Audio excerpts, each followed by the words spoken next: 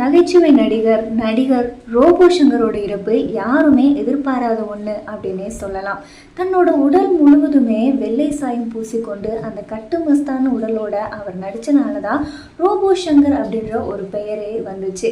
இவர் ஆரம்ப காலத்தில் விஜய் டிவியில் இருக்கக்கூடிய கலக்கப்போவது யார் அப்படின்ற நிகழ்ச்சி மூலமாக தன்னை அறிமுகப்படுத்தினார்.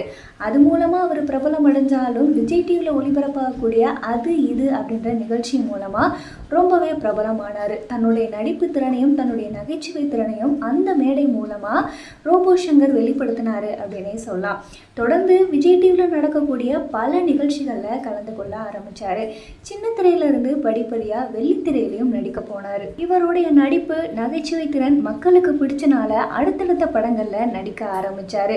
மக்களில் ஒரு தனி இடத்தையே பிடிச்சிருக்காரு அப்படின்னே சொல்லலாம். ரோபோ சங்கர் தன்னுடைய நகைச்சுவை மூலமாக சின்ன குழந்தைங்கள்லேருந்து பெரியவங்க மனசு வரைக்குமே ரோபோ சங்கர் பெரியதளவில் இடம் பிடிச்சிருக்காரு. ரோபோ சங்கர் மதுரையை சேர்ந்தவர். மதுரையில் இருக்கக்கூடிய காமராஜர் பல்கலைக்கழகத்தில் பொருளாதாரத்துறையில் முனைவர் பட்டம் பெற்றிருக்காரு.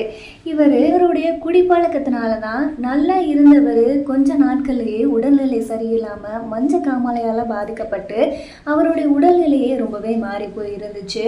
அவர் கொஞ்ச நாளாக நடிக்காமல் இருந்தார். அதுக்கப்புறமா வந்ததுக்கப்புறமா அவருடைய உடல் ரொம்ப மோசமாக இருந்திருக்கு. அவர் ஒல்லியாக இருந்ததை பார்த்துட்டு ஏன் இவர் உடல் மெலிந்து போயிருக்காரு அப்படின்னு கேட்டதுக்கப்புறம் தான் இவருக்கு மஞ்ச காமாலை அப்படின்ற நோயால் பாதிக்கப்பட்டிருந்தார்.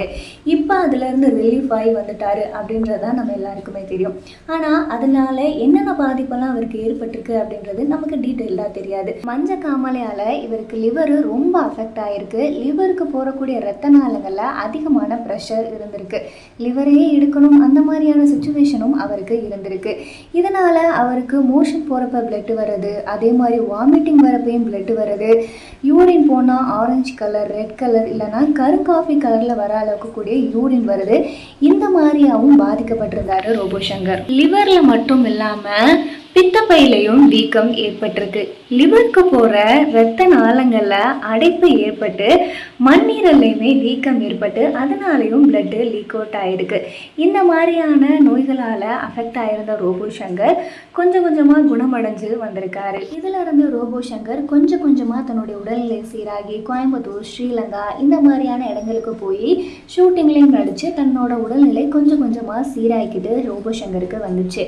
நிறைய இன்டர்வியூ கொடுத்துட்டு தன்னுடைய உடல்நிலை எப்பவும் போல பழைய மாதிரி வந்துருச்சுன்னு எல்லாருமே பார்த்துருந்தாங்க. மண்ணீரல், லிவர், கிட்னி இந்த மாதிரியான எல்லா பார்ட்ஸுமே அஃபெக்ட் ஆகி கொஞ்சம் கொஞ்சமாக சீராகிட்டு வந்த ரோபோ சங்கர் திடீர்னு தன்னோட உடல்நிலையில் ரொம்ப பாதிப்பு ஏற்பட்டு இறந்துடுறாரு.